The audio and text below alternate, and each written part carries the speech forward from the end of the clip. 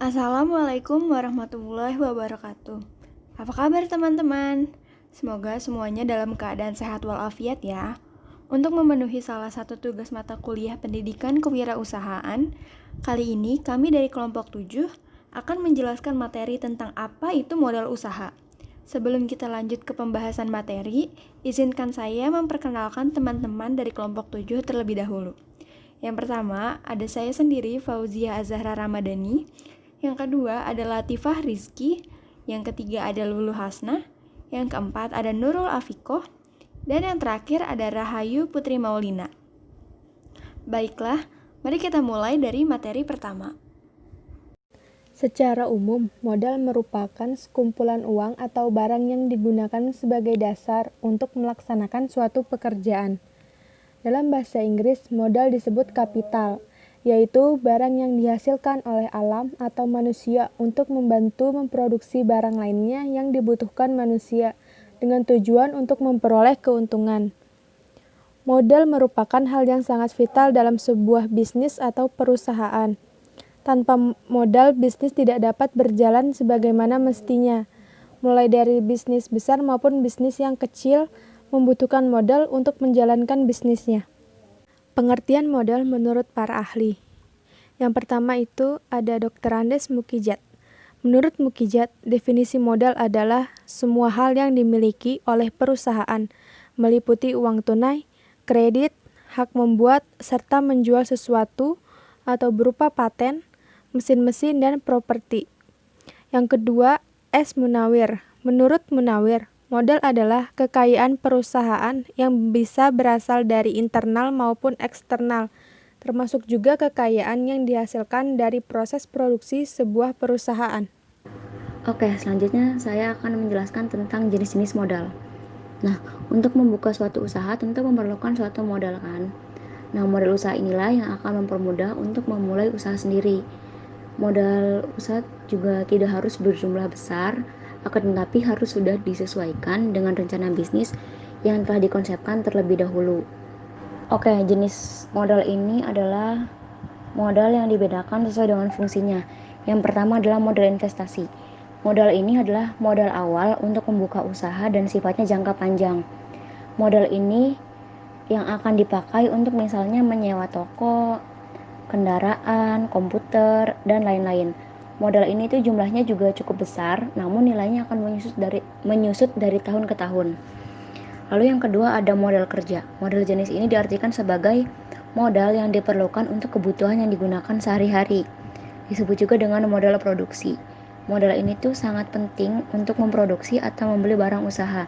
Biasanya modal ini sifatnya jangka pendek dan berfungsi sebagai modal untuk berjaga-jaga dari berbagai hal yang mungkin terjadi pada suatu usaha. Nah, yang terakhir ada modal operasional.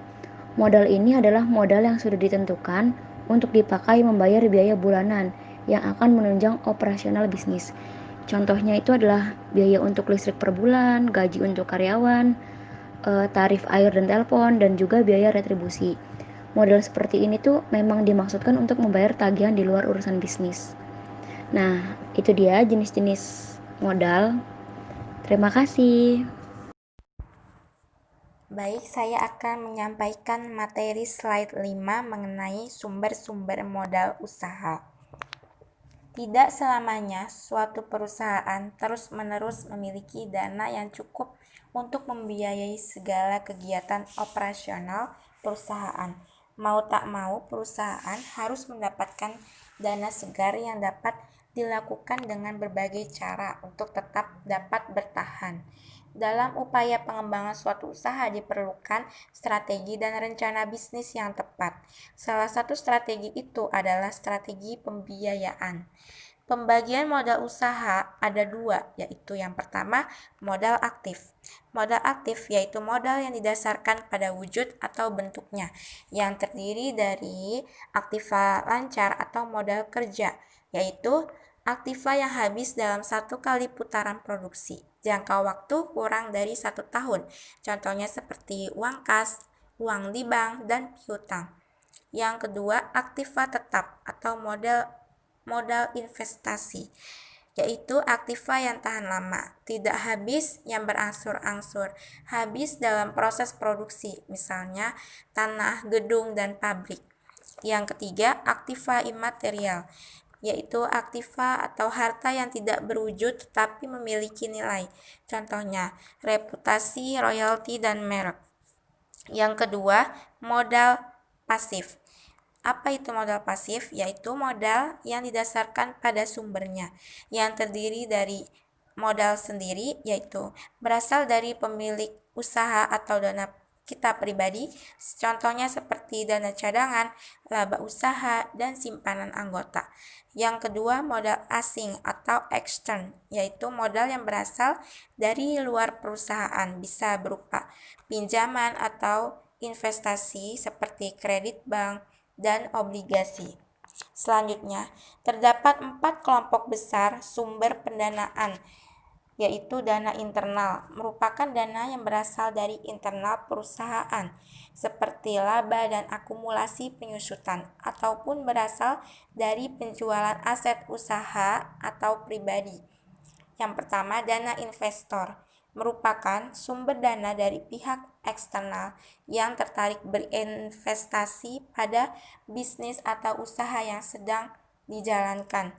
Dana investor dapat berupa pinjaman perusahaan, investasi langsung, kerjasama investasi, ataupun pembelian saham.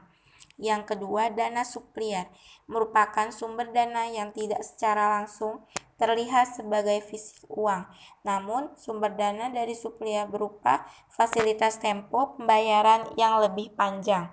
Sumber dana supplier biasanya terjadi jika sudah terdapat kepercayaan yang besar kepada konsumennya. Yang ketiga, dana lembaga keuangan, yaitu lembaga keuangan dapat berupa bank ataupun lembaga-lembaga pembiayaan lainnya. Dalam kriteria risiko, maka keempat sumber pendanaan ini dapat dikelompokkan menjadi: yang pertama, dana internal memiliki konsekuensi rendah karena pengeluaran dana tidak memiliki dampak kewajiban baru, baik dari sisi pengelolaan keuangan maupun manajemen. Yang kedua, dana supplier dapat menjadi medium risk bila mana supplier menerapkan bunga progresif terhadap tempo yang kita peroleh. Risk yang akan berdampak pada beban biaya usaha akan semakin besar. Yang ketiga, lembaga keuangan memiliki risk medium karena lembaga keuangan memiliki pola yang pasti, baik itu mengenai syarat dan imbal hasil yang diharapkan. Lembaga keuangan tidak mencampuri urusan manajemen. Lembaga keuangan hanya berpengaruh pada pengelolaan keuangan saja. Yang keempat, dana investor cenderung memiliki risk medium sampai tinggi karena selain imbal hasil yang tidak memiliki pola yang pasti, juga cenderung mempengaruhi keputusan manajemen. Selanjutnya, materi slide 6 mengenai beberapa pertimbangan yang perlu diperhatikan apabila ingin memperoleh suatu modal. Di antaranya, yang pertama, tujuan perusahaan.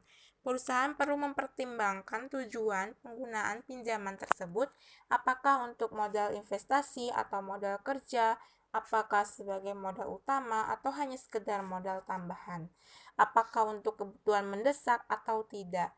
Yang kedua, masa pengembalian modal. Dalam jangka waktu tertentu, pinjaman tersebut harus dikembalikan ke kreditor bank. Solusinya yaitu sebaiknya jangka waktu pinjaman disesuaikan dengan kebutuhan perusahaan. Yang ketiga, biaya yang dikeluarkan. Faktor biaya yang dikeluarkan harus dipertimbangkan secara matang. Hal ini penting karena biaya merupakan komponen produksi yang akan menjadi beban perusahaan dalam menentukan harga jual dan laba. Besarnya tingkat suku bunga dan biaya lain dibebankan kepada nasabah berbeda-beda antara satu dengan yang lainnya. Sebaiknya pilihlah bank yang mampu memberikan biaya yang paling rendah bagi perusahaan. Yang keempat, estimasi keuntungan. Besarnya keuntungan yang akan diperoleh pada masa-masa yang akan datang perlu juga menjadi pertimbangan. Estimasi keuntungan diperoleh dari selisih pendapatan dengan biaya dalam suatu periode tertentu. Besar kecilnya keuntungan sangat berperan dalam pengembalian dana suatu usaha. Oleh karena itu, perlu dibuatkan estimasi pendapatan dan biaya sebelum memperoleh pinjaman modal. Estimasi pendapatan akan diperoleh di masa yang akan datang perlu diperhitungkan secara teliti dan cermat dengan membandingkan data dan informasi yang ada sebelumnya. Perhitungan biaya yang dikeluarkan perlu dibuat serinci mungkin. Permodalan pinjaman modal usaha di bank, pihak perbankan akan melihat kondisi keuangan perusahaan dan mempertimbangkan untuk memberikan pinjaman, dan bank selalu melihat dari likuiditas perusahaan, artinya kemampuan perusahaan untuk memenuhi kewajiban membayar kembali pinjaman tepat waktu itu seberapa besar. Sekian, terima kasih. Cara memperoleh pinjaman modal usaha. Yang pertama, menggunakan dana pribadi atau dana sendiri. Untuk membuka suatu usaha, kita dapat memperoleh modal usaha dengan menggunakan dana sendiri. Misalnya dengan menggunakan dana simpanan yang sudah kita tabung. Jika belum cukup, maka kita juga bisa menutupi kekurangan dana tersebut dengan menjual sebagian aset berharga yang kita miliki saat ini, misalnya logam mulia atau perhiasan. Yang kedua, mengajukan pinjaman modal usaha ke bank atau koperasi. Kita juga dapat mengajukan permohonan pinjaman modal usaha ke bank atau koperasi. Sebelum pengajuan ini, tidak jarang pihak bank atau koperasi ingin mengetahui profil usaha yang akan kita buat berupa proposal atau bahkan beberapa meminta kita untuk menyampaikan feasibility study yang bertujuan untuk menilai kelayakan implementasi sebuah bisnis. Yang ketiga, mencari dana hibah perusahaan. Modal juga dapat diperoleh dari dana hibah perusahaan, baik perusahaan pemerintah maupun perusahaan swasta. Saat ini perusahaan-perusahaan besar biasanya memiliki budget atau anggaran tersendiri untuk membantu membangun perekonomian masyarakat di sekitar perusahaan maupun masyarakat umum, dengan menyalurkan dana modal usaha melalui divisi CSR atau Corporate Social Responsibility. Untuk teknis penyaluran dana biasanya dalam bentuk event competition. Oleh karena itu, event tersebut merupakan peluang bagi para calon pengusaha untuk mendapatkan tambahan dana bagi kelangsungan usaha kita. Yang keempat, menjalin kerjasama. Jika kita memiliki teman atau saudara yang memiliki minat yang sama dan hendak menjadikan hal tersebut sebagai bisnis, cara ini dapat dijadikan pilihan. Rekan bisnis tersebut bisa jadi hanya memberikan bantuan berupa modal, atau bisa jadi membantu juga dapat operasional bisnis sehari-hari. Kita juga harus menyepakati hal-hal seperti pembagian hasil agar kedua belah pihak tidak ada yang merasa dirugikan. Kesepakatan itu perlu dibuat perjanjian tertulis untuk mengantisipasi bila terjadi sesuatu di kemudian hari. Lalu yang terakhir, mencari investor. Hampir sama dengan menjalin kerjasama, cara ini juga membantu kita mendapatkan dana dari pihak ketiga. Bedanya, investor biasanya hanya memberikan modal berupa dana tanpa ikut terjun langsung dalam operasional. Hal lain sama seperti cara di atas. Hal-hal seperti pembagian hasil atau kesepakatan lain harus dibuat berupa perjanjian tertulis agar kedua belah pihak tidak ada yang merasa dirugikan bila terjadi sesuatu di kemudian hari. Materi selanjutnya adalah tentang kelebihan dan juga kekurangan dari suatu modal. Jenis modal yang akan dibahas pada pembahasan kali ini adalah modal sendiri dan juga modal pinjaman. Kelebihan modal sendiri yang pertama, itu tidak ada biaya bunga ataupun biaya admin, tetapi hanya perlu membayar dividen. Yang kedua, tidak bergantung kepada pihak lain. Yang ketiga, tidak memerlukan persyaratan yang rumit untuk mengajukan permohonan penambahan modal. Dan yang terakhir, tidak ada keharusan pengembalian modal karena modal yang digunakan berasal dari milik pribadi. Kemudian, kekurangan modal sendiri antara lain yang pertama, jumlahnya terbatas sehingga akan sulit untuk mengembangkan usaha. Yang kedua, perolehannya relatif lebih sulit. Dan yang ketiga, kurang motivasi karena tidak adanya tuntutan untuk mengembalikan modal dan jangka waktu yang dibatasi. Selanjutnya ada kelebihan dari modal pinjaman. Modal pinjaman ini memberikan dana secara instan, jadi wirausahawan tidak perlu menunggu modalnya terkumpul sedikit demi sedikit. Kemudian wujudnya itu nyata, dalam artian jumlahnya pasti dan juga terukur. Jumlah pinjaman biasanya bisa disesuaikan dengan rencana anggaran yang dibutuhkan. Ini cukup memudahkan wirausahawan dalam melakukan spekulasi bisnis. Yang terakhir, mudah mengatur dan memetakan modal ke dalam beberapa segmen. Dengan adanya modal dalam jumlah tertentu pada sekali waktu, dapat memudahkan calon wirausahawan dalam membuat perencanaan anggaran keuangan. Kemudian ada kekurangan dari modal pinjaman. Yang pertama, tanggungan melunasi. Ketika meminjam modal kepada pihak lain, seorang wirausahawan pasti dibayang-bayangi oleh tagihan pembayaran hutang yang jatuh pada waktu tertentu secara berkala. Hal ini membuat para wirausahawan harus memutar otak untuk menyeimbangkan kondisi finansial supaya tidak terjadi defisit. Yang kedua, dihadapkan oleh resiko ganda. Resiko tersebut adalah ketika usahanya bangkrut, maka ia masih memiliki resiko kedua untuk mengembalikan hutang pinjaman yang digunakan sebagai modal. Resiko ini tergolong menjadi resiko yang sangat berat karena dapat membutuhkan penyelesaian yang sangat panjang. Yang ketiga, dikejar batas waktu. Waktu yang ditentukan bisa secara berkala namun dalam tenggang waktu tertentu. Yang keempat, selain membayar cicilan pengembalian serta dikejar batas waktu pengembalian, wirausahawan juga diberatkan dengan pembayaran bunga pinjaman. Artinya, harus ada dana lebih yang keluar dari kas usaha untuk menambah tagihan bunga pengembalian pinjaman modal. Dan yang terakhir, dalam proses meminjam, persyaratan yang diperlukan tidak hanya sekedar data dan validasi terhadap data tersebut, namun juga memerlukan jaminan sebagai syarat cairnya dana yang dipinjam. Jaminan yang biasanya diminta oleh sebuah lembaga peminjaman bisa berupa sertifikat tanah, BPKB kendaraan, dan lain sebagainya, yang nilainya setara dengan jumlah modal yang dipinjam. Dengan ini, resiko kehilangan aset akan sangat tinggi jika tidak bisa mengembalikan hutang tersebut.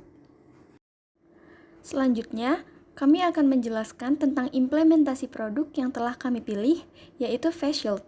Pada bagian ini, kami akan menjelaskan tujuan pembuatan produk, bahan dan juga langkah pembuatan, serta analisis SWOT dari produk yang kami pilih. Baik, selanjutnya saya akan menyampaikan materi mengenai tujuan pembuatan face shield.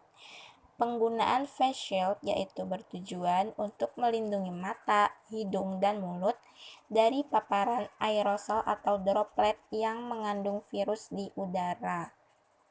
Ada berbagai manfaat dari face shield yang bisa kita rasakan, terutama jika dalam masa pandemi seperti saat ini. Manfaat face shield antara lain yang pertama, meminimalkan penularan COVID-19. Perlu kita pahami jika face shield bukanlah pencegah penyebaran COVID-19, tetapi benda yang satu ini membantu mengurangi penularan. Face shield dapat memblokir droplet untuk masuk ke mulut dan mata. Benda ini membantu melindungi seluruh wajah kita dari cipratan dan semprotan patogen yang terbawa cairan. Oleh karena itu, face shield cukup efektif dalam menghentikan penularan virus dan air liur agar tidak masuk ke dalam tubuh melalui mata, hidung, dan mulut. Yang kedua, mengurangi kebiasaan menyentuh wajah. Salah satu hal yang dianjurkan agar tidak terkena virus COVID-19 adalah tidak sembarangan menyentuh wajah dengan tangan, apalagi jika kita belum mencuci tangan. Nah, menggunakan face shield diharapkan dapat membuat kita lebih jarang menyentuh wajah dengan tangan sebelum tangan kita dicuci.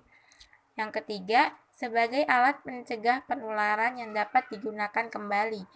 Manfaat besar lainnya dari face shield adalah dapat digunakan kembali karena harganya juga tidak terlalu mahal dan cara membersihkannya juga mudah. Ya, face shield harus dibersihkan setiap hari dengan sabun dan air, serta dikeringkan dengan benar sebelum digunakan kembali. Berikut ini cara membersihkan face shield yang bisa kita coba di rumah. Yang pertama, rendam dengan air. Untuk menghindari goresan permukaan, rendam pelindung wajah dengan air hangat. Cara ini juga bisa membantu mempertahankan sifat anti kabutnya.